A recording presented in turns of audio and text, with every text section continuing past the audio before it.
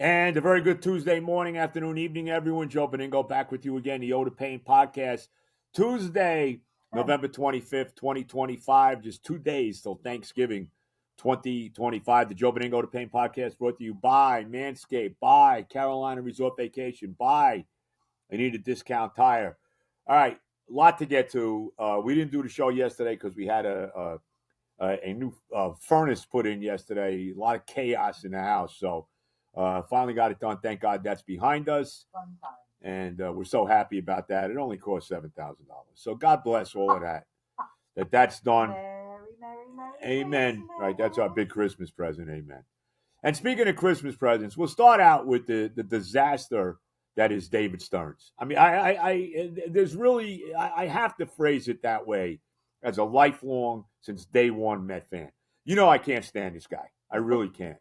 And this trade, are you really serious? So what we did, he preaching this nonsense, right?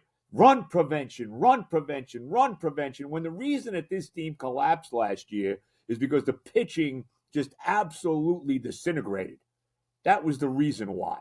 Make no other mistake. Yeah, I know they didn't hit all the time. And I know defensively, they weren't exactly the Met infield of 1999. I get it. But, I mean, this is the reason that they collapsed like they did. Because the pitching freaking collapsed. And this guy goes out. And let me state this first, too. I'm not against trading Brandon Nimmo. If you went out and traded Brandon Nimmo, homegrown Met, love Nimmo, but I wasn't against trading him. If you went out and traded Nimmo for a big starting pitcher or something like that, I'm like, okay, I understand that. I get it. But you traded this guy for a over the hill, let's be honest, a second baseman who is rapidly declining offensively. And I know he's won a few Gold Gloves. I get it. But this guy's not exactly, he's not Bill Mazeroski or Bobby Grich at second base, okay? All right? And you look at the numbers, this guy, all he's done is decline. So here's the deal. So the genius from Harvard, he went to Harvard, don't forget. So he's smarter than all of us. And again, let me just say one more thing about Stearns. That is the deal with this guy. This guy is completely full of himself. And he thinks, like I said, he thinks he's smarter than everybody. And he's going to show you how smart he is. So what he does, he goes out and he trades Brandon Nimmo, 32-year-old Brandon Nimmo, lifetime Met, homegrown Met, right? The whole deal. Who hit, what he hit about, well, let's look at this. He had his OPS, let's look at it. Let's compare his year last year to Simeon's year. Simeon's 3 years older. He's 35. Nimmo's 32. Simeon's OPS, everybody loves OPS. OPS, oh my God. Well, Nimmo's OPS was 100 points higher than Marcus Simeon's. Marcus Simeon hit 16 home runs. Nimmo hit 25. Marcus Simeon drove in 62 runs. Nimmo drove in 92. Really? And I understand he hits right-handed. Big freaking deal. Are you telling me this is a good trade? Yeah, seriously. Are you really telling me that this is a good trade for the Mets? Really?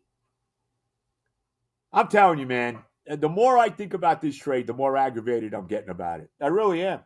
And like I said, I would be okay with trading Nimmo if you traded him. You traded him for some solid starting pitcher. I get it. Okay, let's go. I'll do it. I'll do it. And I've said this. I'm not adverse. Look, first of all, you've heard my mantra ever since the year ended. The only things that matter to me as a Met fan, okay. And you can get on me all you want. The only things that matter to me is signing Pete Alonso and signing Edwin Diaz. That's it. Signing Pete Alonso, signing Edwin Diaz. Whatever you do after that, I'll live with, okay? All right?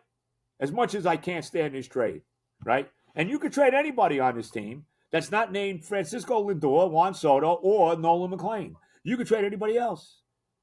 You could trade McNeil. I'm sure McNeil's gone. He might as well be packing his bags now. Okay, he won't be at St. Lucie in springtime. All right, you could trade McNeil. You could trade Vientos. You could trade Alvarez. You could trade Beatty. You could trade Tong. You could trade Sproat. You could trade any of these guys. Right?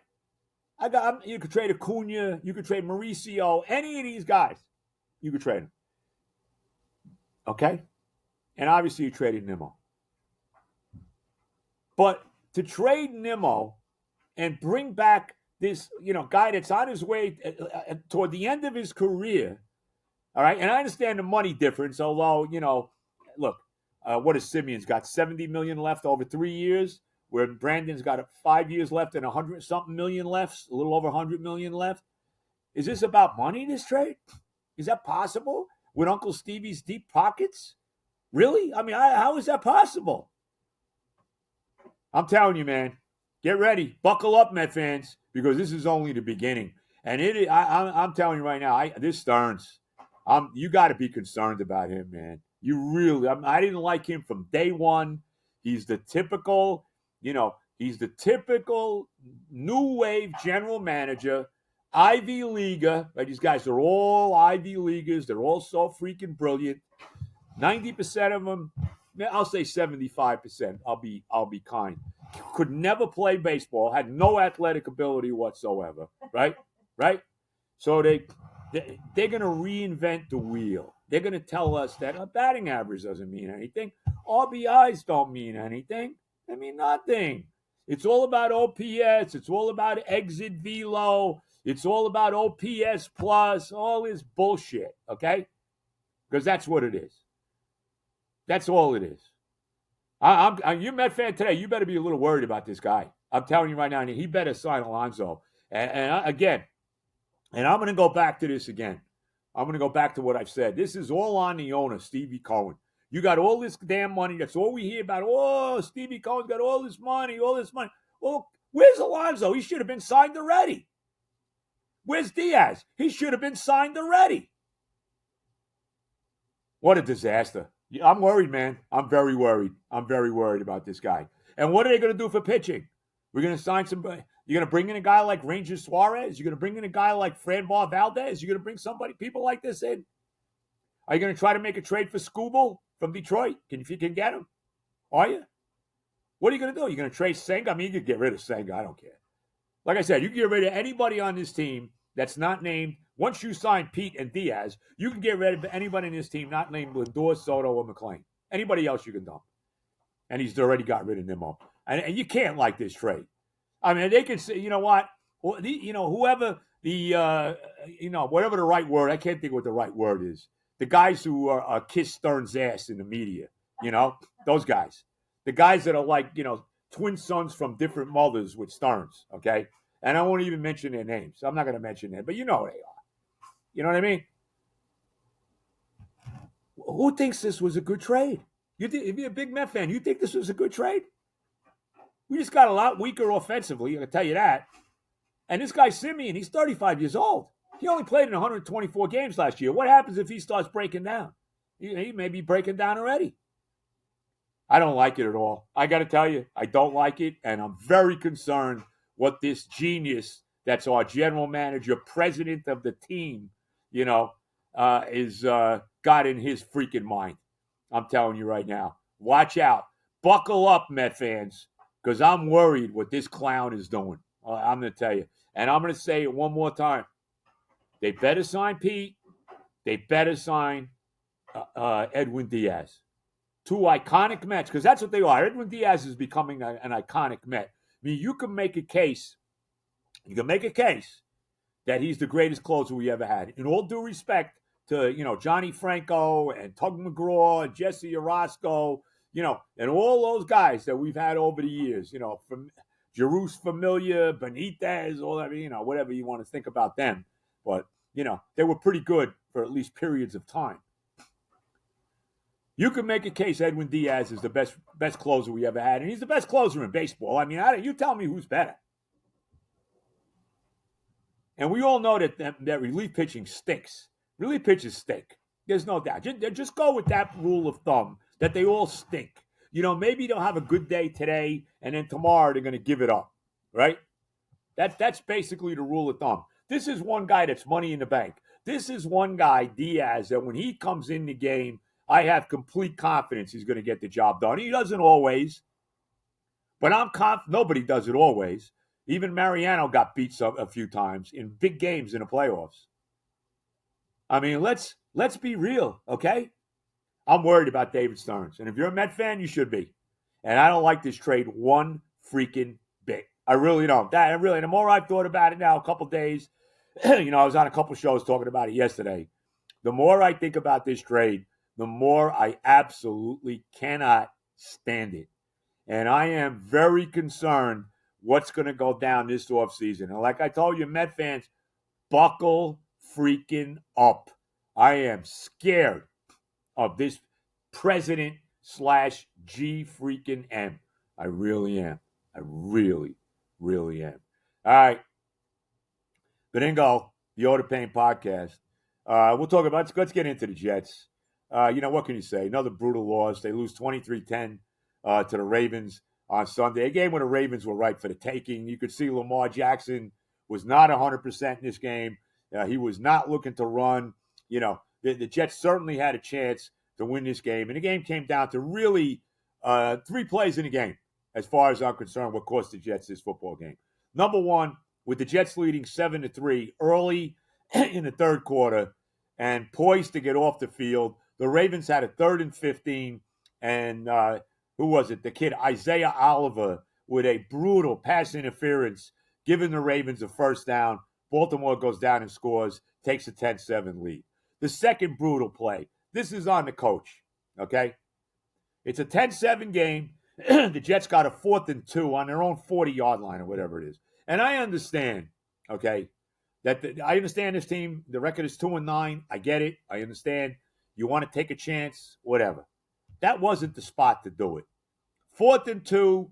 The Ravens weren't exactly, like I said, this was not Lamar Jackson at his best. He was clearly banged up if you watch his game. He wasn't looking to run.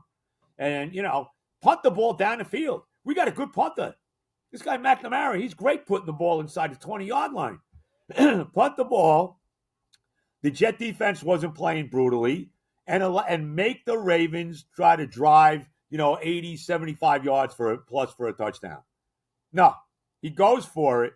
Not only does he go for it, the 2 play calls before, 3rd and 6, he runs Isaiah Davis up the middle, and he gets like 3 yards, 4 yards maybe. And then on 4th down, with Breece Hall not in the game. How is Breece Hall? How is our best offensive player not in the damn football game on that 4th and 2 play? Tell me how. And it wasn't even close. Tyrod throws the ball. Mechie it wasn't even close. The guy was all over him. He had no shot to catch the ball. They give him a short field. The Ravens go down the field and score. Now, from a 7-3 lead, now it's 17-7. And really the game was probably over at that point, but not yet. There's more pain to come, as usual, when you're a Jet fan.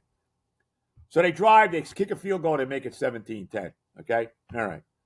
Now they got the ball, 17, actually it's 20-10 now. They're driving down the field, and Breece Hall has a couple great plays. And finally, they're throwing him, Tyrod's throwing the ball to him out of the backfield. He has a big run, couple big runs, got a 40-yard play. Now they're closing in on the goal line, and Breece runs, and he fumbles on the 2-yard line. Oh, my God.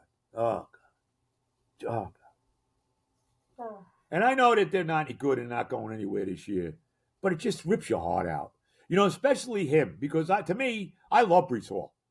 I think he's a tremendous player. I really do. I think he's our best offensive weapon. I don't even think it's debatable. You can talk about Garrett Wilson all you want. Where is he, by the way? You think we'll see him again this year? I don't know. All right? You can talk about him all you want. Our best offensive player is Breece Hall. And thank God they didn't trade him. So he fumbles the ball on the 2-yard line, and the game was over. I mean, that was it. That was it. The game came down to 3 plays that killed us, right? 1 on defense, 1 by the coach, 1 by Breece fumbling. Game over. Now, with that said, the Jets are sitting there at 2-9, all right?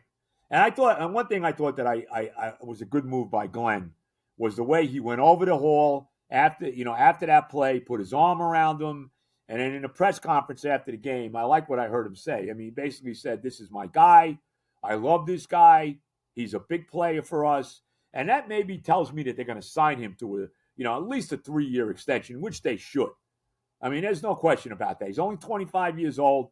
This guy's got a lot of gas left in the tank. He's a terrific player. They got to use him better than they do. And I liked what I heard Aaron Glenn say. So the Jets lose 23-10. They got 6 games left. I want to win some games. This nonsense about tanking for the first pick in the draft. No. I want to win games. They're still going to wind up with their quarterback. I have complete one thing. I'm going to give you the positives, and I gave you all the negatives as a Jet fan. Before I even do that, let's get to the spots here. Let's get to and we'll get to my positivity when I'm talking about, which is hard to believe, when I'm talking about my football team right now. All right, we'll start out with Manscaped. It is the holiday season. I've been using Manscaped from top to bottom. My wife is all over. She loves every second of it. I got that smooth look. I was doing for a couple of days with the Manscaped. I was kind of letting like a little grub. Remember Don Johnson in the old days from Hawaii 5? Not Hawaii 5. What was that? Miami Vice. Right, Miami Vice. And he'd give you that good-looking guy, white suit. I'm big on white suits. Not that I look like Don Johnson. Maybe I look like him now. He's 120. But, still probably don't. And, nice, just that little look of a little scrunginess. I tried that for a couple days. So I went back to the smooth look. My wife was happy about it and all of that. And I'm doing it with Manscaped, the Male Holiday Performance Package 5.0 Ultra. What a gift this is for the man in your life. Now, the holidays are here, which means it's time to give the gift of smoothness. And I am one thing I am. I may not be good looking, no doubt about it. I might not be the smartest guy in the world. No question about that. I'm smooth. So give the gift of smoothness. And whether you're shopping for your partner, your brother, yourself, whoever the hell it is, Manscaped Performance Package 5.0 Ultra is the ultimate upgrade because nothing says happy holidays like a perfectly groomed package. And you got that right. I'm telling you right now. And mine is nicely groomed. From trimming to freshening up, this is all-in-one grooming kit, keeps you clean, confident, and ready for any festive occasion. So go ahead, especially that really festive occasion, you know what I'm talking about. So go ahead, unwrap confidence this season with Manscaped, okay? Head over to manscaped.com and join over 13 million men worldwide who trust Manscaped. Use the code PAIN, P-A-I-N, 15% off your entire order. That's the bottom line, all right? And all the other wonderful products Manscaped has for your face, for the lower extreme, for the family jewels. You also got the great underwear. I love the Manscaped underwear. Great for keeping everything in. Sometimes some of the other underwear doesn't always do that. I played golf a few weeks ago, and I was hanging out the entire time, and that's not good. So you don't want that. But anyway, so the Manscaped underwear is great, and also you get the Manscaped hair shampoo and conditioner. Tremendous. And you can even use it as a body wash. I absolutely love it. So give the gift of smooth this holiday season with the Performance Package 5.0 Ultra. Get 15% off your entire order with the code PAIN at manscaped.com. 15% off with the code PAIN. Manscaped.com. Stay on top of your grooming game. Be ready for anything this season that this season throws your way. Now, you're looking for a vacation next summer or whenever. Carolina Resort Vacation, okay? Check it out. Plan your next getaway in North Myrtle Beach, looking for the perfect vacation spot. Check out the Carolina Resort Vacation OBLV Unit 2. Beautiful. North Myrtle Beach, South Carolina. This place has it all. 5 spacious bedrooms, each with a private ensuite. Tremendous, very convenient. Fully stocked kitchen, ready for family meals, group cooking nights. Arcade-style gaming table, 150-plus classic games, smart TVs, every room, entertainment for everyone. Steps from the beach, minutes from the Barefoot Landing, mini golf, Ripley's Aquarium, Myrtle Beach Boardwalk, and all the great golf courses. It's unbelievable. The unit is freshly renovated, spotless, and spacious, perfect for family trips, group getaways, or a relaxing retreat by the ocean. Whether you're soaking up the sun, I love the sun, man. Ain't much of that these days up here in beautiful northern New Jersey. Exploring local attractions or just enjoying time together. OBLV Unit 2, Carolina Resort Vacation makes every trip unforgettable. North Myrtle Beach, South Carolina, comfort style location all in one. 843-249-6509. Visit CarolinaRealty.com. Learn more. Start planning that trip today. Check it out. Tell them Benigno sent you. And of course, Anita Discount Tire, beautiful Rivervale, New Jersey. Check it out. Westwood Avenue. See my son Johnny. His outstanding boss Ari. The whole group over there. Rob, one of the great mechanics. They do it. Just putting a new transmission in my daughter's car. The whole deal, doing a great job over there. Check it out. Whatever you need, any kind of car repair you need, your tires, your car inspection, go see the whole group over at Anita Discount Tire, Westwood Avenue, beautiful Rivervale, New Jersey. All right, Benigno, the Oda Pain Podcast. A couple days till Thanksgiving. Going to get back to my football team now. Here's the positives with this team, okay? And obviously it's not about this year, but here's the positive. They're playing for Aaron Glenn. Do I feel Aaron Glenn's the right coach going forward? I don't know. To me, that jury is still out, okay? Right now you're leaning toward he's not, but we don't really know that yet. And the one thing that they're doing is they're playing hard for this guy. They really are. Some of the in-game decisions going for our 4th and 2, that wasn't the greatest move, but okay. But they're playing hard for him. There's no doubt about it. No question. Got a lot of young players. And I tell you, I got confidence in this Darren Muji. I really do. I mean, let's be real. How about this kid, John Mechie? He stole him from the Eagles for Michael Carter. What a tremendous trade that was. This guy's phenomenal. Look at the games he's had. Got a touchdown in the Patriot game, touchdown in the Raven game. He's been good. We're looking for a complimentary guy to Garrett Wilson. Well, we found him in Mechie. I mean, this guy, he might even be a 1A receiver. How about the move he went to get the kid Mitchell, call me A.D. Mitchell from the Colts. He got him in the Sauce Gardner trade. He gets 2 number 1s and this receiver for Sauce Gardner. Are you kidding? Unbelievable. I'm telling you right now, I like what this guy Muji has done. So far, his drafts have been okay. Membo as the number 1 pick. Taylor as the number 2. The jury's still out on the guys in the secondary. Thomas and Moore and these guys. Adrian Smith, the receiver, who they've really not used much at all. He did run a reverse nicely for a first down in the game Sunday. They don't really throw the ball to him. I don't know if he can run a route or hold on to a pass, but whatever.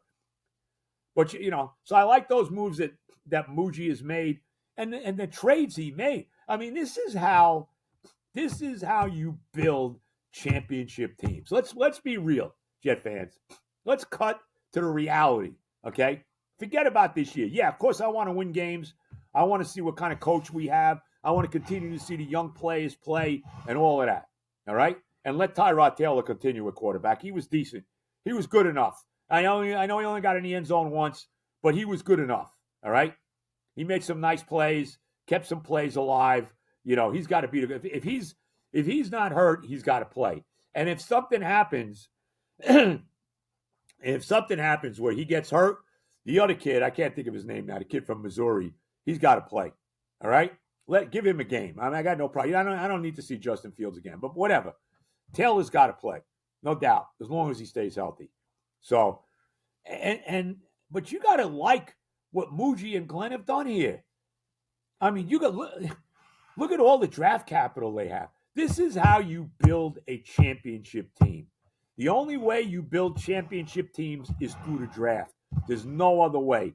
And you traded away 2 guys who, one to me was one of the most overrated players in football in Sauce Gardner, and the other guy, Quinn Williams, was really making no impact at all for the Jets.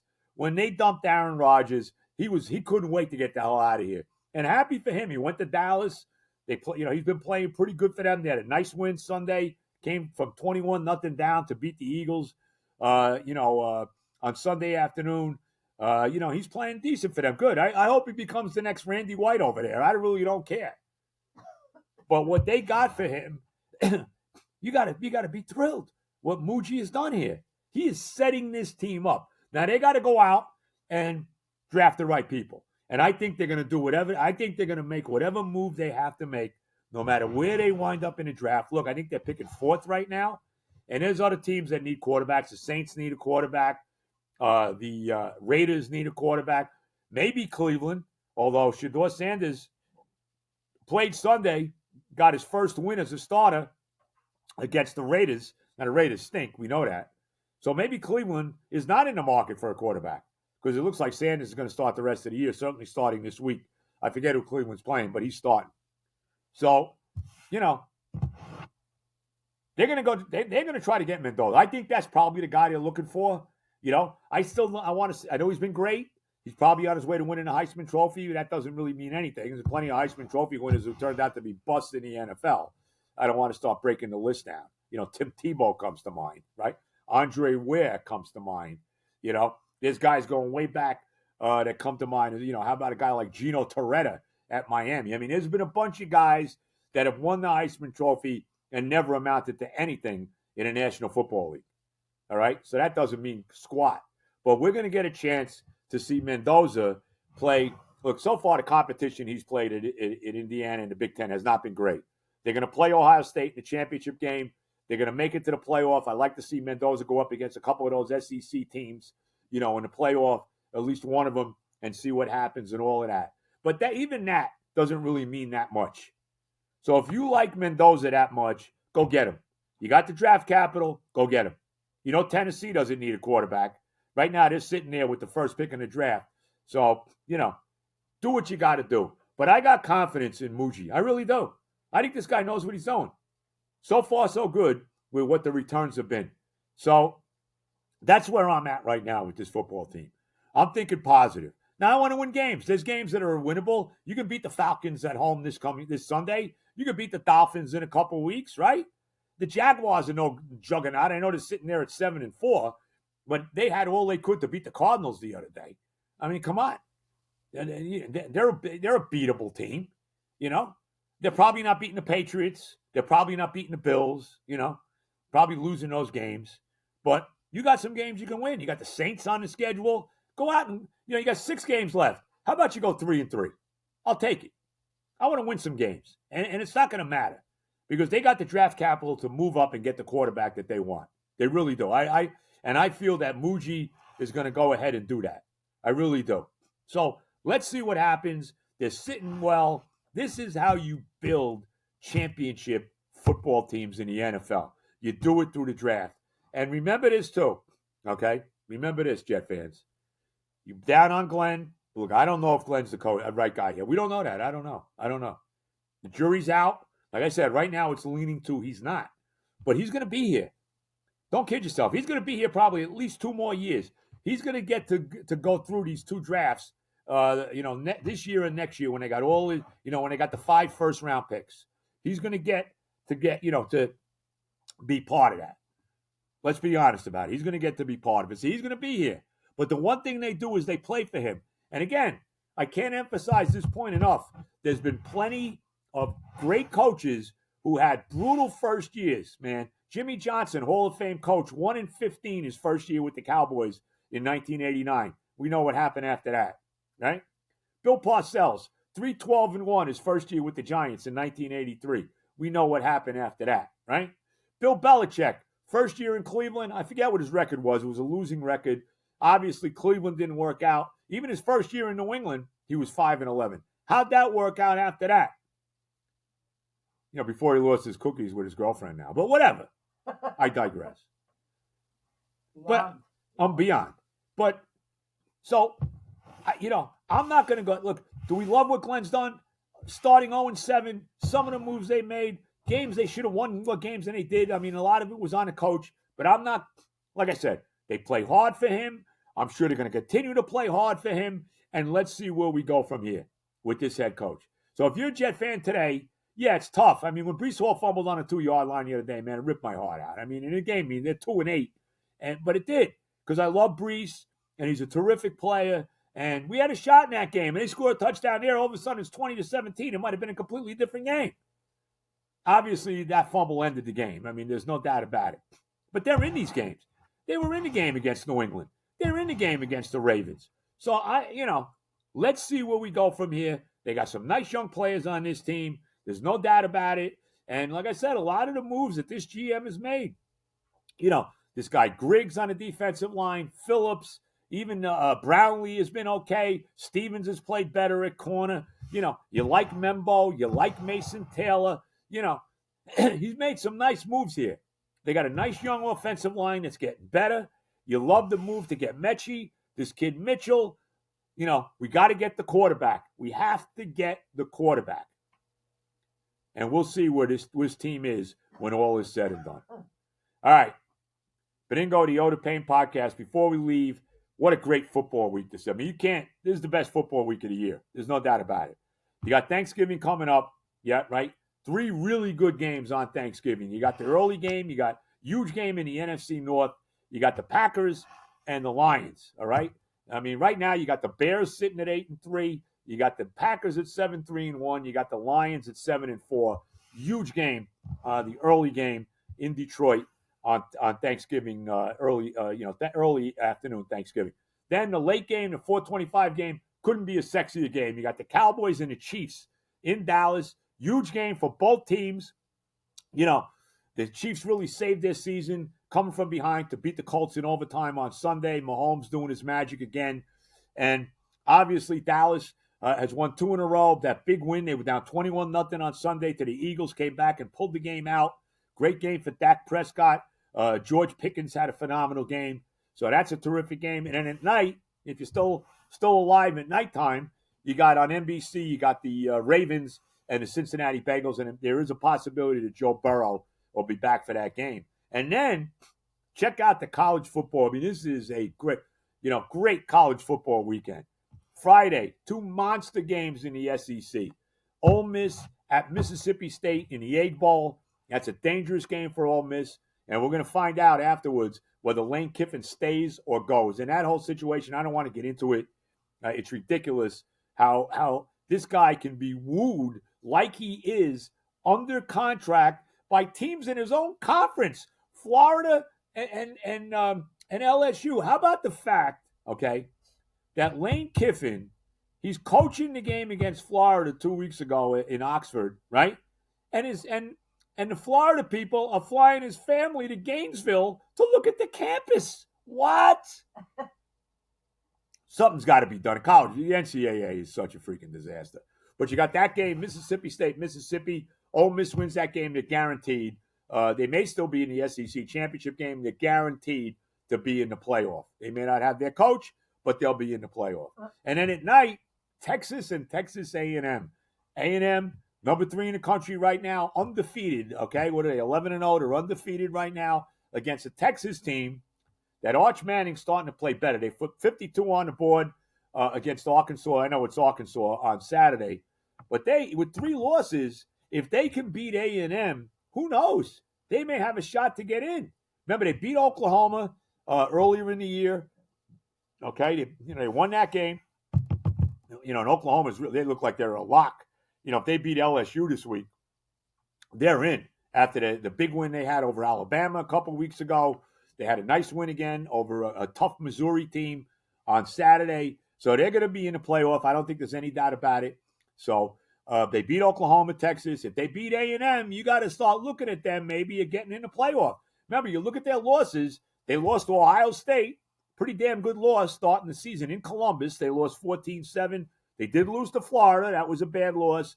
And their other loss was to, who's the other one? Georgia. Okay? So, 2 really good losses there for them, if there could be anything from like a good loss.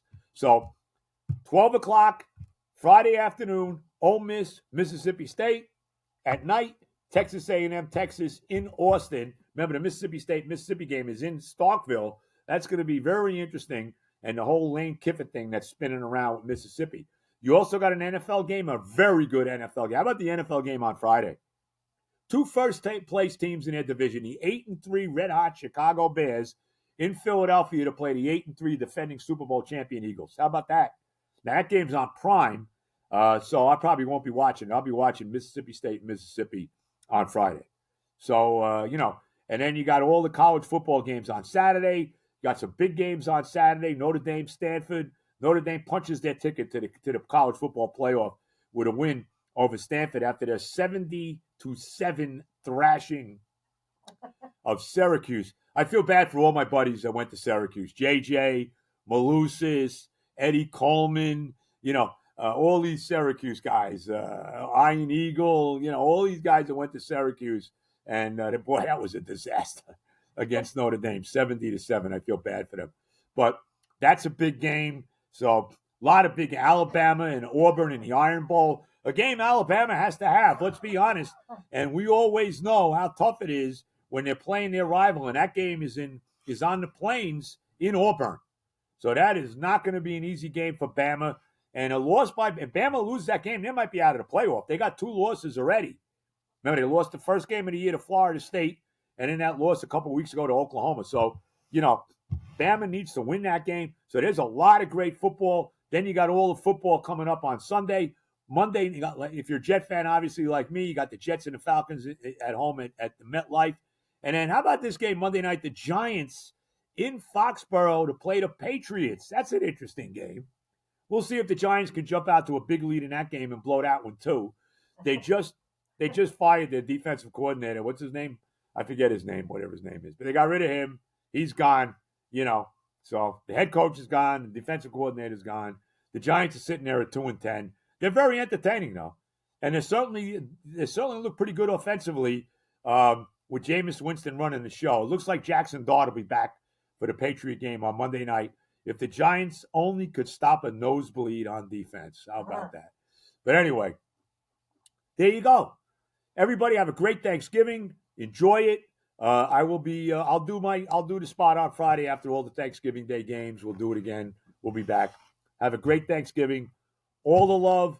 God bless America. And we will talk to you again on Friday. Good.